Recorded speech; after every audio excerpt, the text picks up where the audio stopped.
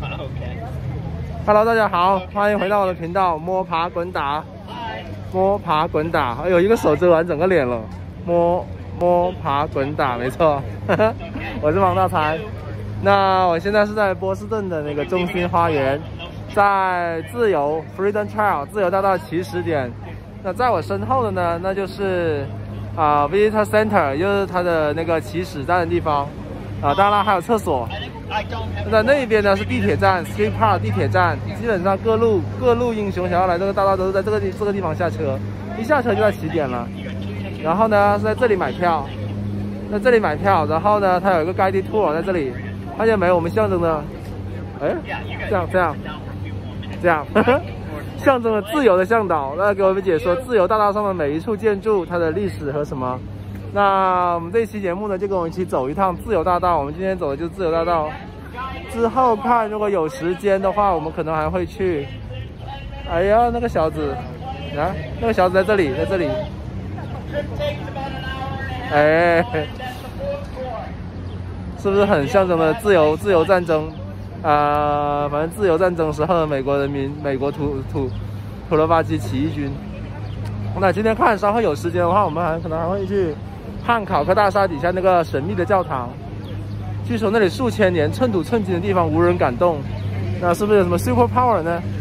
到时候再说。但你可以看到这边已经非常的欧式情怀了，就是大家一开始建成这鬼样，就是有那个喷水的，有大片的绿地在城市中心，有大片的绿地，有一大堆鸟鸽子。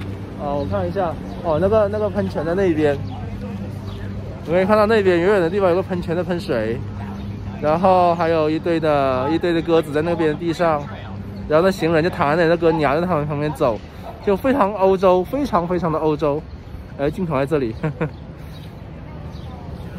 没有人戴口罩了，已经，你们可以看到，这基本上就是已经没人戴口罩了，一群不明真相的群众。但是我还是很警惕，我还是带着这个东西。但波士顿这2天天气很热，所以的话，就这种装扮哈，还是给我捂出了一些疹子啊，什么乱七八糟。我希望不是那个什么所谓的猴痘。好了，看出来好像是准备要出发了。你看那个象征的自由的，就是他，象征了自由的向导，已经在开始查票了。那我们待会儿见。好，向往自由的群众们开始跟着向导向前进啊。这边就是刚才的 Visitor Center， 然后我们这一波人还挺多的，目测还是相当的多。然后那前面就是我们的向导，象征了自由的小兵。那向导怎么走路还有点奇怪啊？是他的鞋子的问题，还是腿的问题，还是地面的问题？向导这里停下来。Okay, I'll give you guys a choice: sun or shade. Okay, so welcome to the Boston Freedom Trail Tour. Once again, my name is Jeffrey. We are here on Boston Common to start our tour. Boston Common is the oldest public space in America. It was founded in 1634. Now, there was a problem here in Boston, and we solved it by a method that has become quite prevalent here. The situation was this. These 44 acres of prime real estate in 1634 was owned by a man named Blackstone, and he was an Anglican priest. So Bostonians were wondering, how does an Anglican priest afford to buy the most coveted real estate here in Boston? Well, they originally came, the Puritans, here to Boston in the New World to get away from the corrupt Catholic and Anglican church that they thought was happening over there in the old world. So we created a method that we still use today. We threw money at the problem. Blackstone, your Anglican priest, you've got to go. So we paid them off, and we didn't know what to do with the area, so we made it a common for the local farmers and livestock to come and use as a communal grazing area. So Boston Common throughout the years, but especially in the 1600s, was used kind of as a gathering spot for the Bostonians to either celebrate or the opposite of celebrate things that were happening. What I mean by that was there was a lot of public executions here on the Common. Some of them were for minor, what we would consider minor offenses. For instance, the laws, the Puritan laws back in 1600s prohibited women from showing their ankles. And if you showed your ankles, you could end up in the stock. And people would walk by on their Sunday tours and see which women were considered promiscuous. Children, we don't have any children here today. If they were naughty or talked back to their parents, they too were put on public display. But more seriously, it was here on Boston Common that in 1768, when the British came to try to get order with Bostonians, that it was posted soldiers camped out here for up to about 2 years. Now, if a soldier was maybe a little tired of spending 2 New England winters in a tent here on Boston Common, and they discussed or was even accused of deserting the army, they would have public executions. So you and your family walking around Boston, enjoying your Sunday afternoon, or whenever, you would walk by and see over 1,000 soldiers gathered around this shooting squad and these soldiers that were being executed. So that is kind of the Commons aspect of why it's important for this tour. It was here that the soldiers were camped out when they were monitoring, policing Boston. A little more on that after the following. I experienced history here. When I was 19 years old, in 1979, I was on this Common that way and participated in the first ever Mass celebrated by a Pope here in America. And so that was kind of very significant in my life.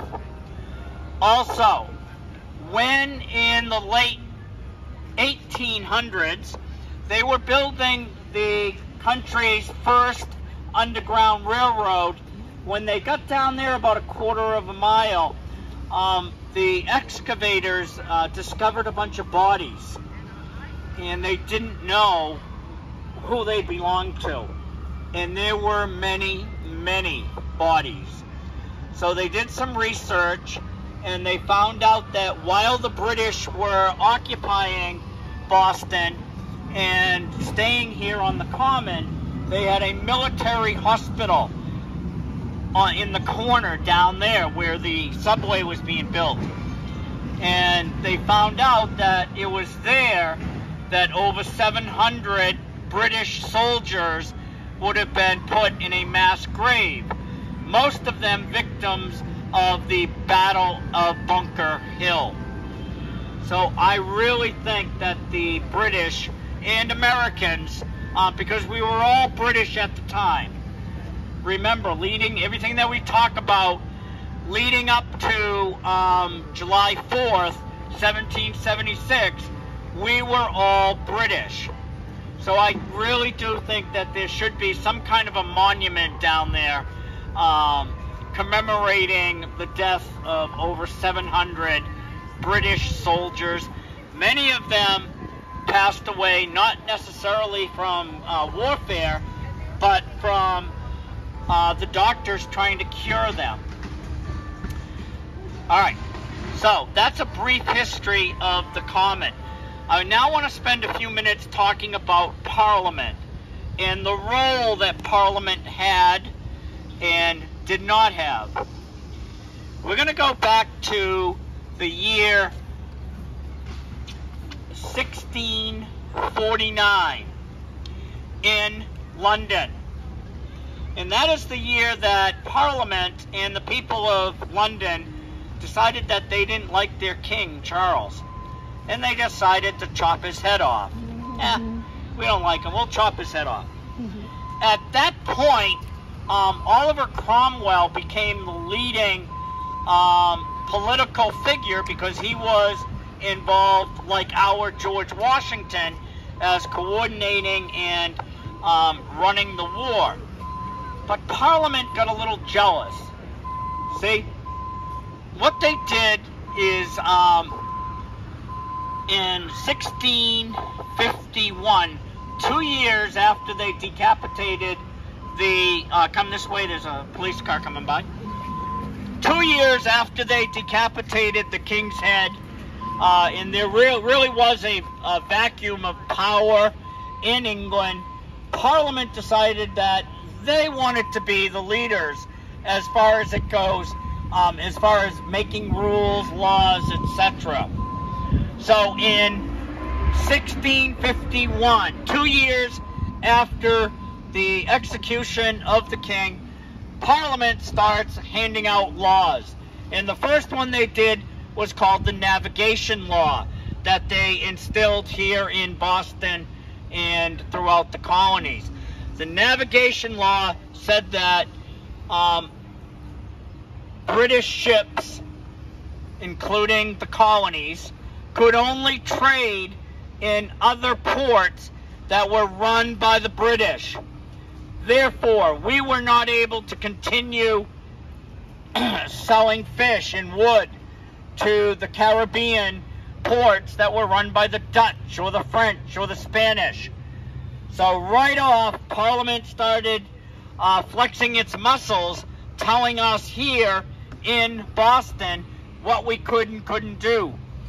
Now, it's important to know that the original charter between New England, Boston, all the colonies, was an agreement between the colonists and the king or queen. Parliament had no authority, and that was made clear by the king omitting Parliament when it came to setting rules here in America. Instead, the king would nominate a royal governor, and the royal governor would come and be the intermittent person between the middleman between the king, the monarch, and the colonist. Parliament was totally left out. So when the king was beheaded, that's when Parliament decided it wanted to get into making rules and governing the colonies. Following 1651's Navigational Acts, 1688, prior to 1688, over in England, the Jacobites were getting too familiar with the Catholics, so Parliament decided that it was not going to have a Catholic on the throne, and they invited William and Mary to come and rule. But there was an agreement, there was a consequence. What they said was, we're going to have a constitutional monarchy. And so Parliament said that, all right, you guys can come and rule, but it's going to be a constitutional monarchy. There is no absolute rule.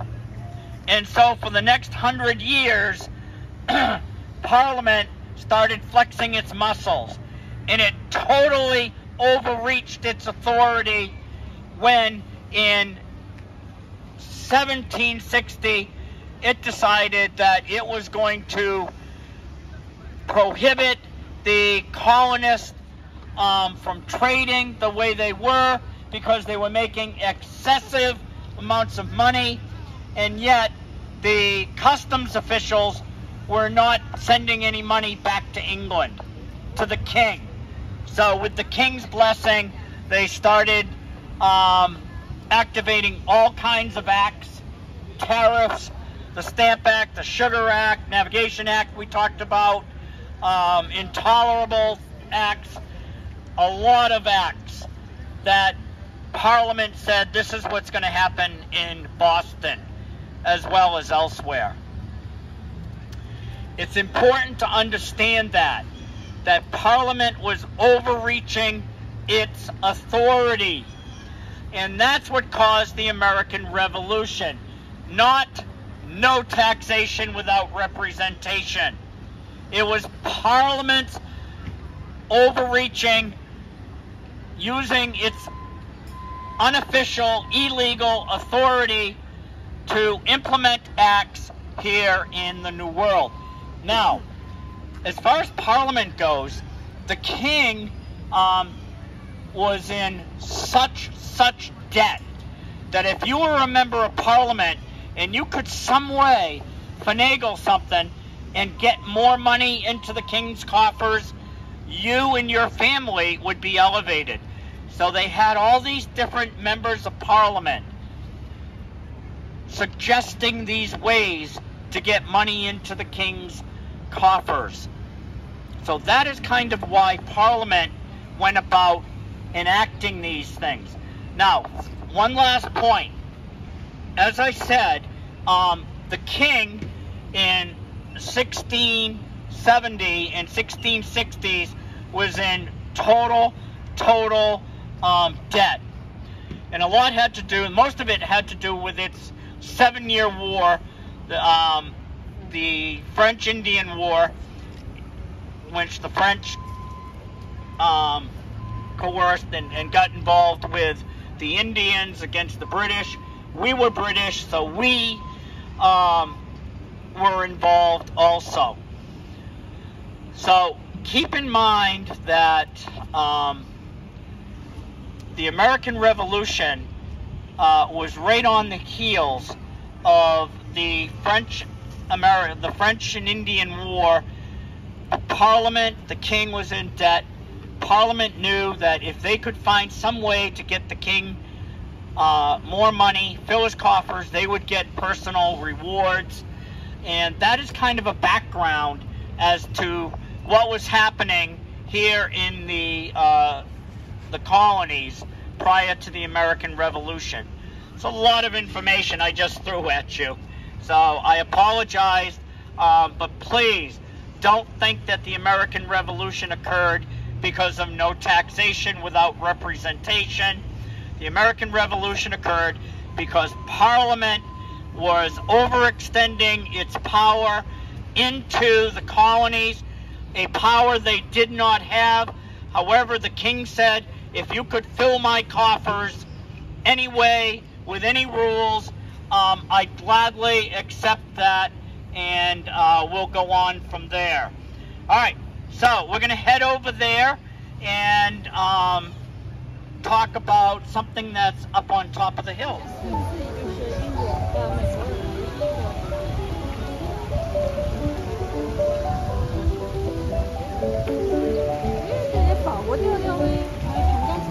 是吧？你随便一个路人，他就摆一架钢琴在路上，然后就随便一个路人过去就弹。这种是一种全民的钢琴教育。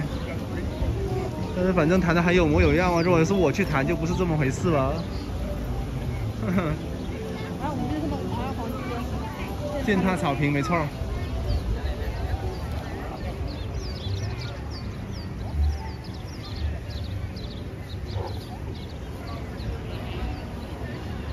Okay, cameras out.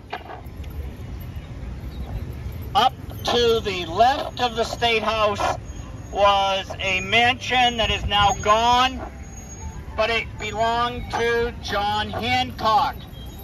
And if you go up there, there is still the original stairs that go up to the John Hancock's house, but it now leads to a separate door for the State House. One of the things that I do on this tour is I mention historic patriots, and I give you information that I hope that you retain. One of those pieces of information is the fact that John Hancock was the richest man, not only here in Massachusetts and Boston, but probably in the entire colonies here in America. And it was John Hancock that financed the American Revolution. When George Washington came and was told that he would have to use the militia here in Boston to create a continental militia to fight the British, he really was very unenthused. He really thought that we did not have a chance. We did not have ammunition enough. We didn't have soldiers enough. We didn't even have uniforms. Men came from the countryside with pickaxes and shovels, and they were going to use those against the British, the most successful navy in the world, the most successful army in Europe. And George Washington knew it. And for him to take control of 7,000 soldiers here in Massachusetts to fight 32,000 British soldiers that would eventually land here, he knew that he was totally overmatched. So what he did is he went to Mr. Hancock, knocked on his door and says, I need your help. I need your money. Mr. Hancock agreed that he would finance the Boston chapter of the Continental Army, but he wanted a lucrative job following the war. Mr. Samuel Adams was here at that meeting, and Samuel Adams promised John Hancock that he would have a very prominent position in the new government when we won and we beat the British. However, that never happened. Never happened.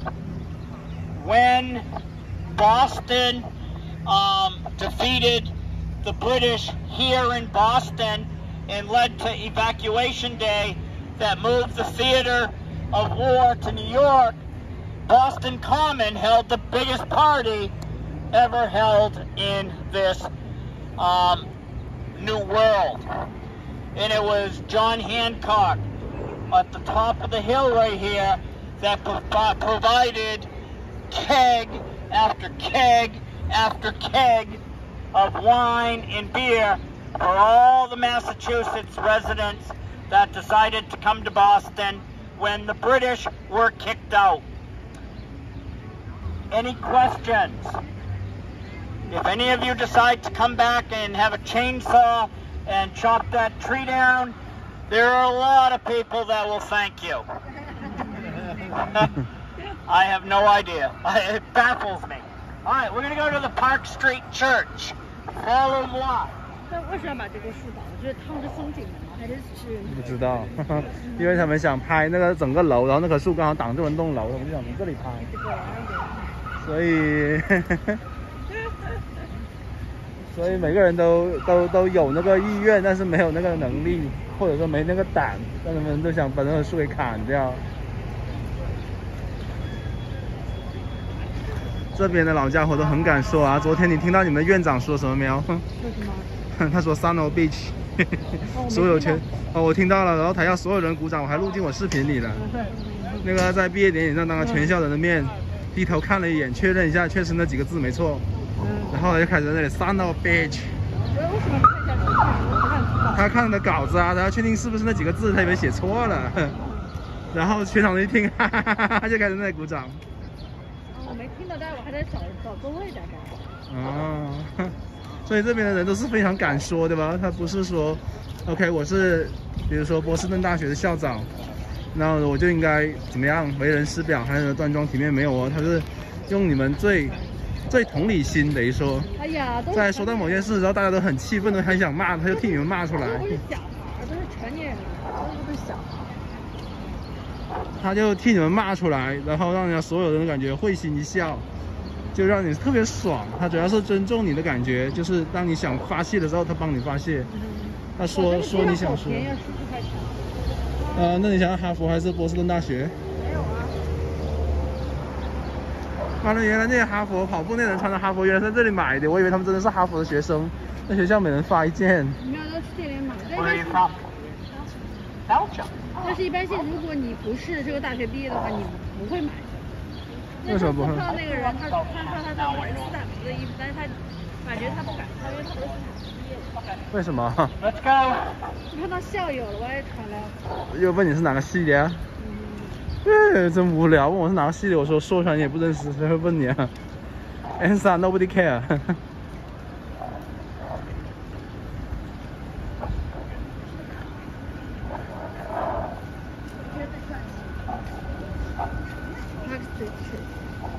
哦。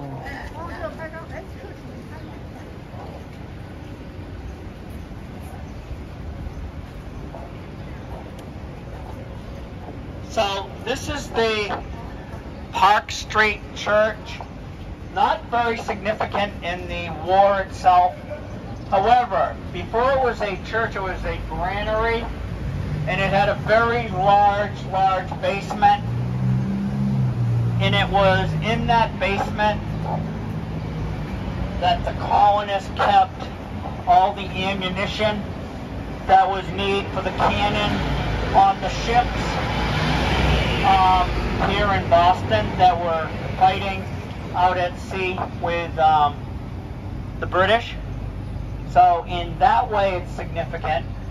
Also, it was here that William Lloyd Garrison, the leader of the anti-slavery movement here in New England, gave his first public speech, and it was from the balcony around the corner that we just passed. This is the spot where the NAACP first chapter originated. So there is some significance here in the church. It was the place of the first Sunday school where they had religious studies for the children while the parents were at their religious ceremony. Any questions? I would just suggest reading the tablet that's up there. This one is open, yes, but I don't think it's open to the public on like days like today. I think it's still a working church. Yeah, I don't think you can get in right now. All right, so now we're going to go up to the Granary Cemetery. So named Granary because it was right next to the granary that was here before the church. 这里就是墓地了吧？你以为那些僵尸肉皮就从那边爬出来了吧？就在街边，看见没有？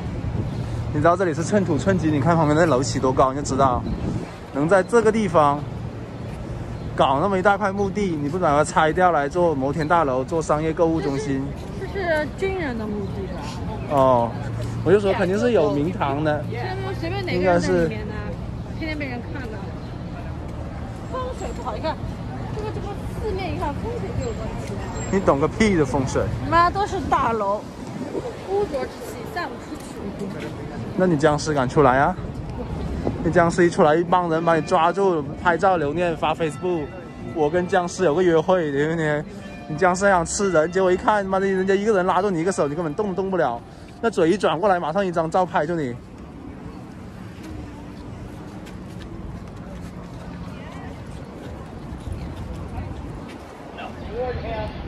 我刚才问了一下，这地方这不是万圣节主题公园哦，这不是装的哦，这每块碑底下真的都埋住一个人哦。开玩笑，然后你在这个地方看是外面什么寸土寸金之地，你看外面这些楼建得多高，你就知道每一平方米的地在这个地方有多贵。然后呢，在这么一个幽静的所在，你搞个公园，有道理。你搞个墓碑，而且那墓还不是那什么，就是你看那墓碑有些都小小的，哎，这里小小的一个小石碑露出地面，就明显不是什么大户人家，所以他们的估计身家并不是很高，但是他们何强能在这一个地方站这个墓碑，所以他们对于美国的意义应该是非常大的，就有开国英雄级别，我个人觉得。当然，我们向导在讲，那让我们不要踩草坪，行。啊，这里，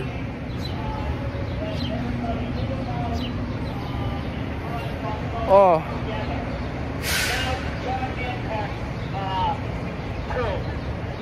就是这么一大块的墓地。好，我们继续。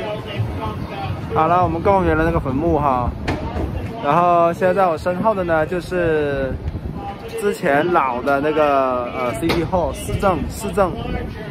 据说是波士顿整个波士顿最优美的一栋楼，我们也看到绿树成荫哦，还有一个人在这里修东西，钻铁屋，哎嘿嘿。然后它这里周围已经是那种非常现代的气息了。你看，大家可以看到，这是一线天，高楼摩天大楼鳞次栉比啊，也不是摩天大楼，反正比这小破3层要高的好多，但是。这作为像历史遗迹，象征着，我也不懂它象征了什么，反正。然后我们的导游先生还在这里。这个。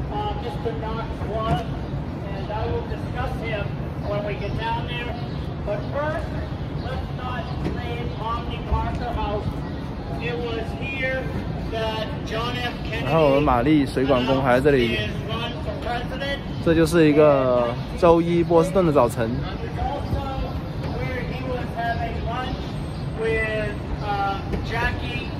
哎呦，举多手都酸。哎呦。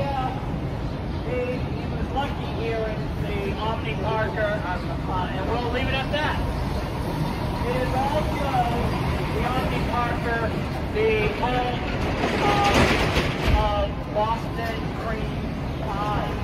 So if any of you have a sweet tooth, you can come by and get an original Boston cream pie. 哎呀，算了，我听不下去了。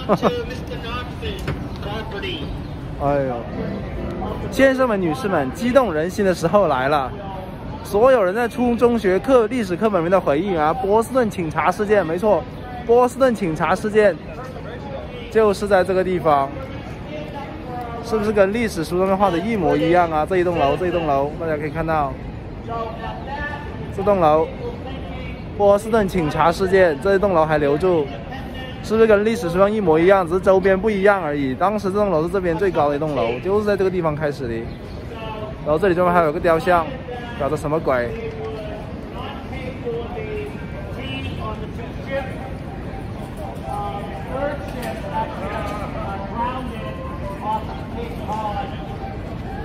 然后后面是有人正在弹琴，哎，这里一如既往的随街就摆一辆钢琴，随便什么人你会弹就去弹，弹得好有赏，弹不好的话也有人捧场。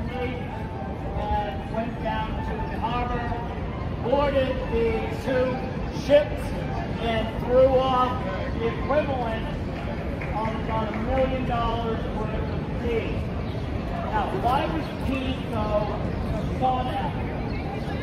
One, because the water here in Boston was so dirty. And if you drank the water, chances are you would get very ill. So when tea came along, they would boil the water and add it to the tea bags, and people didn't seem to get sick. So they thought that tea had a medicinal quality, and it was the tea, not the boiling of the water, that was the benefit of drinking the tea.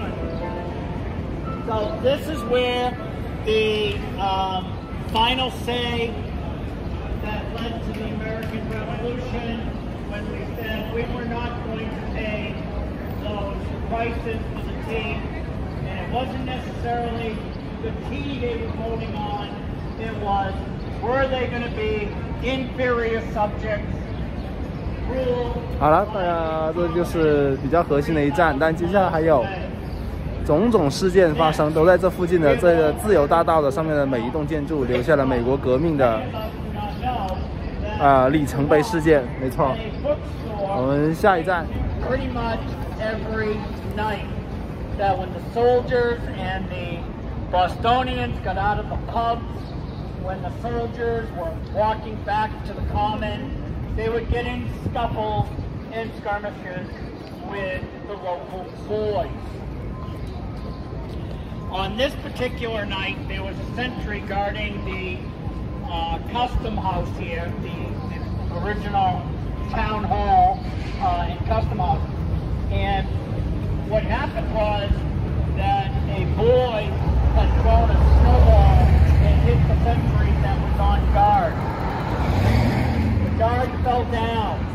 It was in the middle of the 冲突最终发生是在这个地方，大家可以看到中边是一片广场，然后在那边其实有着很多的类似于历史遗迹，但是如果你看像这种楼，还有这种楼，美国银行那就是后来的事情了。但是像那边那种红砖房，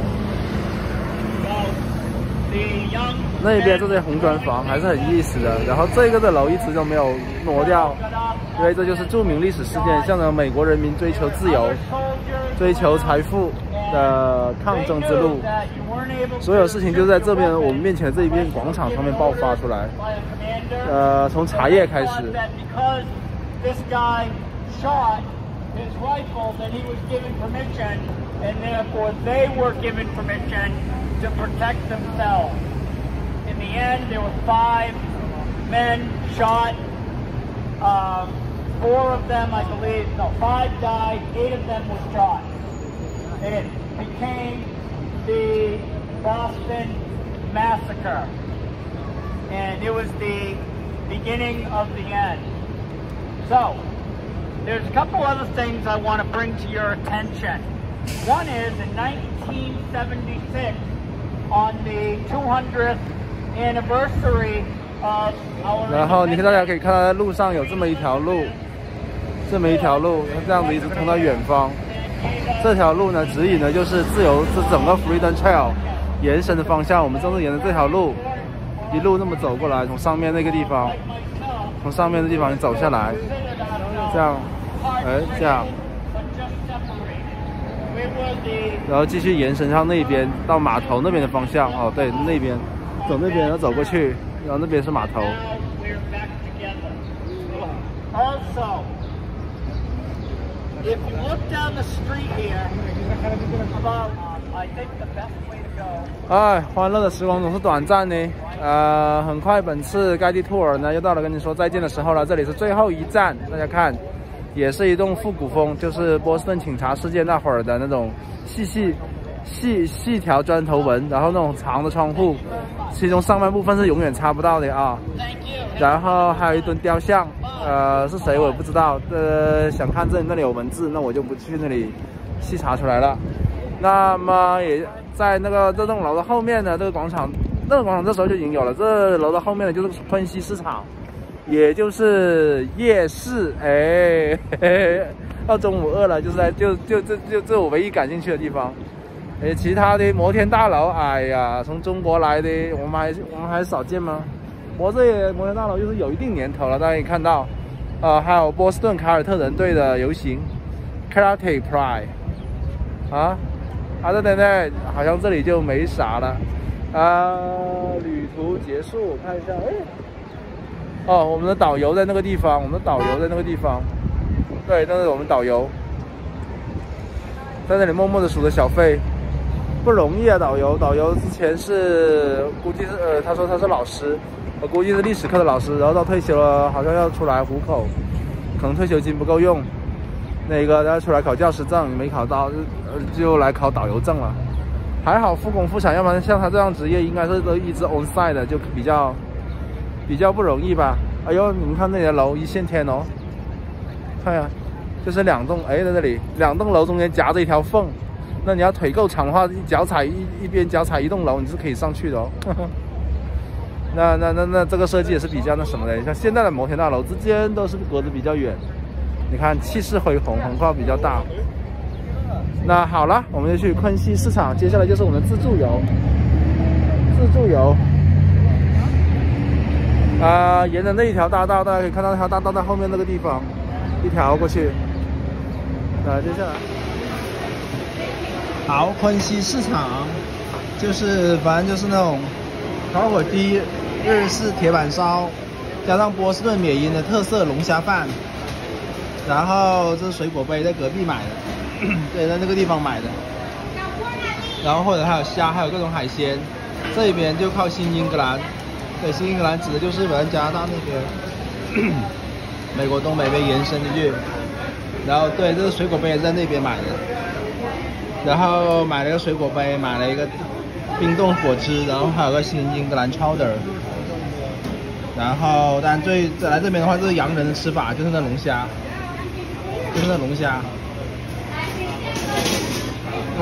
我先不说了，我先开动了。